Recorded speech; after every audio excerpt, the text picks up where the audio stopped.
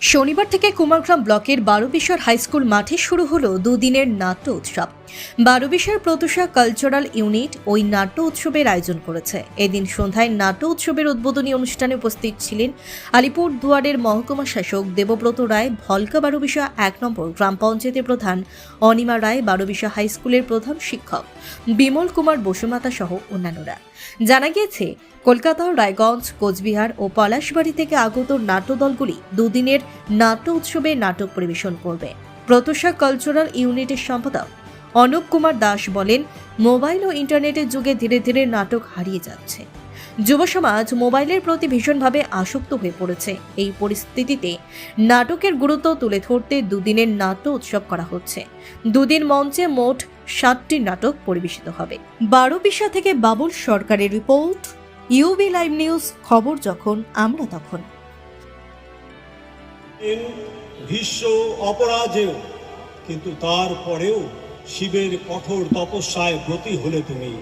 মাতা গঙ্গার শুভ পরামর্শেও নাটক হচ্ছে সমাজের দর্পণ।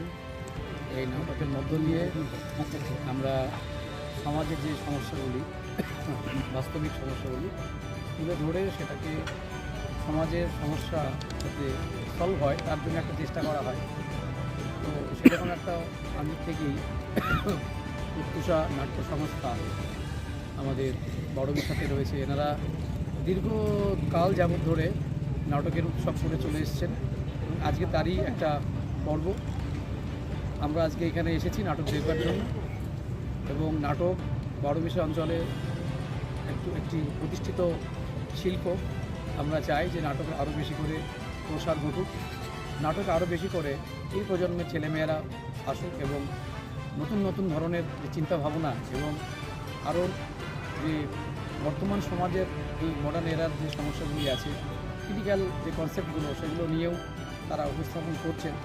এবং আমরা ভালো লাগছে যে এত বয়স্ক মানুষরা রয়েছেন যারা নাটক দীর্ঘদিন ধরে করছেন এবং তাদের হাত ধরে বর্তমান ছেলেমেয়েরাও শিখছেন। তো আমরা যেটা বলতে পারি যে আলিপুরদুয়ার জেলা একটা উৎকর্ষের জায়গা। এখানে বিভিন্ন ধরনের শিল্প, নাট্য, কলা সংস্থা ইত্যাদি রকম সবসময় প্রদর্শিত হয়। আমি বারোবিশা প্রত্যুষা কালচারাল ইউনিটের সকল সদস্যকে আমি অনেক অনেক ধন্যবাদ জানাচ্ছি এরকম অনুষ্ঠান করবার জন্য, এবং তাদের জন্য আমি প্রার্থনা করব আগামী দিনে আরও বড় করে এই অনুষ্ঠান করতে পারে। তার জন্য সকলে আমরা তাদের সহযোগিতা করব, এই আশাটুকু রাখতে পারি।